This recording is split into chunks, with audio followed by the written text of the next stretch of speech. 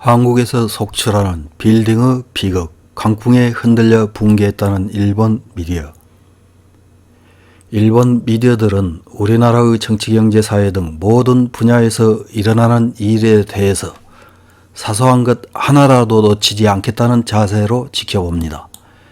이렇게 지켜보는 이유는 잘 아시다시피 혐한 기사를 작성, 보도해서 일본 네티즌들의 혐한을 부추기기 위한 목적입니다. 1월 28일 데일리 신초라는 매체, 한국에서 속출하는 빌딩의 비극, 타워 맨션의 바닥이 빠졌다, 발로 차면 부서질 정도의 강도, 얼어붙은 콘크리트, 강풍에 흔들려 붕괴라는 제목의 기사가 실렸습니다. 어떤 내용인지 요약해서 확인해 보겠습니다.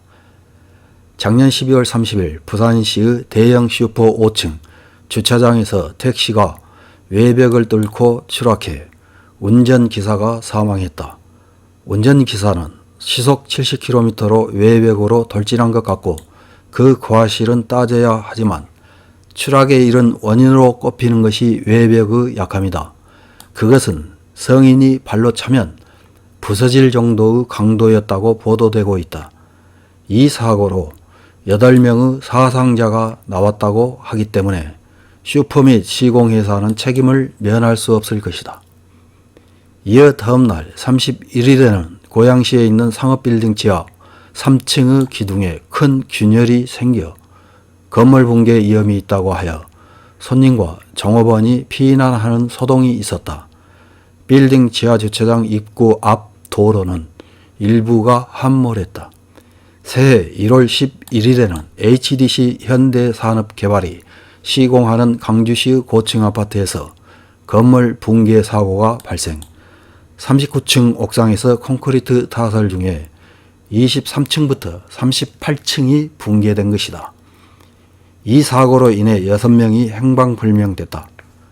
HDC 현대산업개발은 작년 6월에도 광주시에서 사망자 9명을 포함한 총 17명의 사상자를 내는 사고를 일으킨 직후다. 사고가 발생한 아파트는 주상복합으로 2020년 3월에 착공, 금년 11월 입주 예정이었다. 아파트 붕괴의 원인으로 양생기관 부족 외에 얼어붙은 콘크리트도 생각할 수 있다고 지적하는 전문가의 목소리가 있다. 통상 콘크리트는 5도 이상의 기온에서 타설해 굳혀야 한다고 전문가는 지적하지만 겨울철 한국에서는 거의 불가능할 것이다. 사고 당시 광주시의 기온은 최고 3.0도, 최저 영하 3.5도였다. 한편 건설 현장 주변에서는 5일마다 한 층씩 올라가는 것처럼 보였다는 증언도 나온다. 건설 스피드가 비정상적으로 빨랐다는 지적이지만 HDC 현대산업개발은 사고가 일어난 동의 타설에 관해서는 적게 잡아도 12일에서 18일 정도의 충분한 양생 기간을 거쳐 필요한 강도가 확보되었다라고 설명하고 있다고 한다. 다만 그래도 일본에서 기준으로 되는 일수의 절반 정도의 수준일 것이다. 이번 달 13일에는 중흥건설이 구미시에서 시공 중인 아파트 거푸집 부분 등이 강풍에 흔들려 붕괴.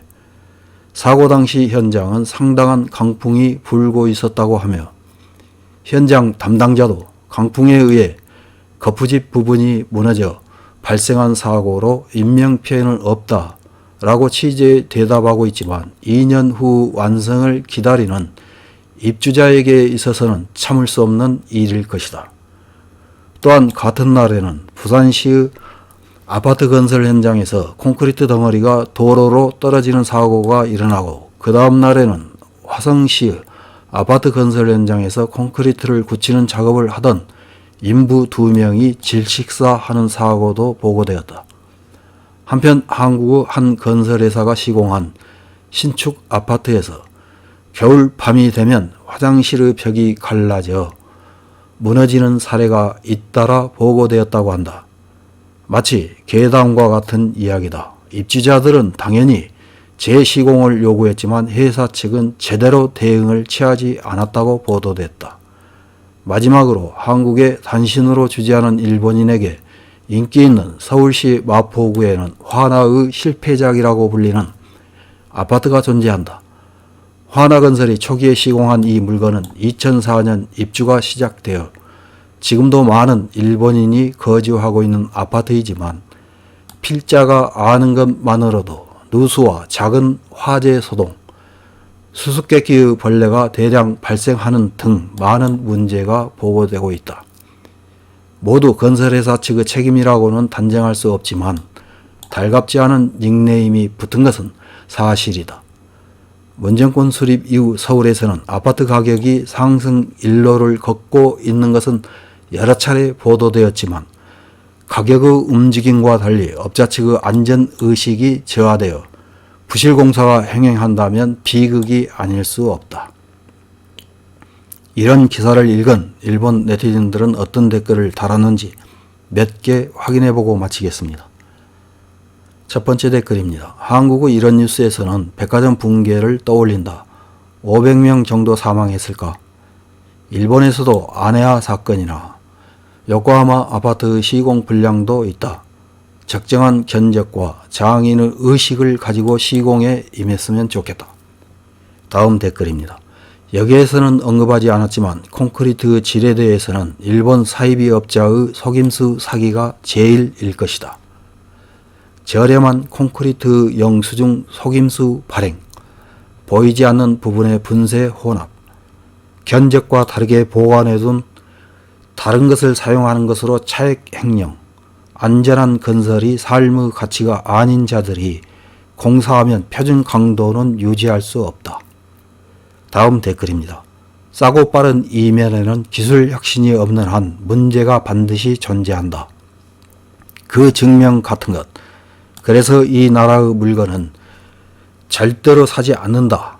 라인도 가능하다면 사용하고 싶지 않지만 Z홀딩스 산하가 되었기 때문에 어쩔 수 없이 사용하고 있다. 다음 댓글입니다.